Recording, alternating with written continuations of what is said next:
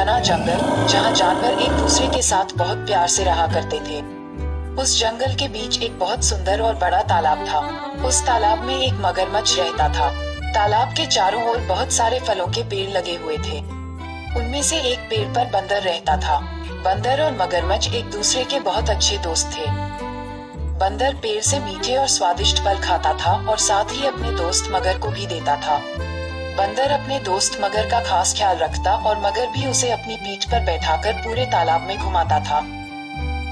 दिन निकलते गए और दोनों की दोस्ती गहरी होती गई। बंदर जो फल मगरमच्छ को देता था, मगरमच्छ उनमें से कुछ फल अपनी पत्नी को भी खिलाता था। दोनों फलों को बड़े ही चाव से खाते थे। बहुत दिनों के बाद एक बार मगर की पत्नी ने कहा कि बंदर तो हमेशा ही स्वादिष्ट फल खाता रहता है। जरा सोचो उसका कलेजा कितना स्वादिष्ट होगा। वह मगर से जिद करने लगी कि उसे बंदर का कलेजा खाना है। मगर ने उसे समझाने की कोशिश की, लेकिन उसने नहीं माना और वो मगर से रूठ गई। अब मगर को न चाहते हुए भी हाँ बोलना पड़ा। उसने कहा कि वो दूसरे दिन बंदर को अपनी गुफा में लेकर आ जाएगा, तब उसका कलेजा निकाल कर खा लेना। इसके बाद मगर की पत्नी मान गई। हर दिन की तरह स्वादिष्ट फलों के साथ बंदर मगर का इंतजार करने लगा।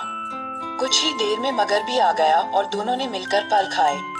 मगरमच्छ बोला कि दोस्त, आज तुम्हारी भाभी तुमसे मिलना चाहती है। चलो, तालाब की दूसरी ओर मेरा घर है, आज वहाँ चलते हैं। बंदर झट से मान गया और उछलकर मगर की पीठ पर बैठ गया। मगर उसे लेकर अपनी गुफा की ओर बढ़ने लगा। जैसे ही दोनों तालाब के बीच पहुँचे, मगर ने कहा कि मित्र, आज तुम्हारी भाभी की इच्छा है कि वो तुम्हारा कलेजा खाए। ऐसा कहकर उसने पूरी बात बताई। बात सुनकर बंदर कुछ सोचने लगा और बोला, मित्र, तुमने मुझे ये पहले क्यों नहीं बताया? मगर ने पूछा, क्यों मित्र, क्या हो गया? बंदर बोला कि मैं अपना कलेजा तो पेड़ पर ही छोड़ा हूँ। तुम मुझे वापस ले चलो तो मैं अपना कलेजा साथ में ले आऊंगा।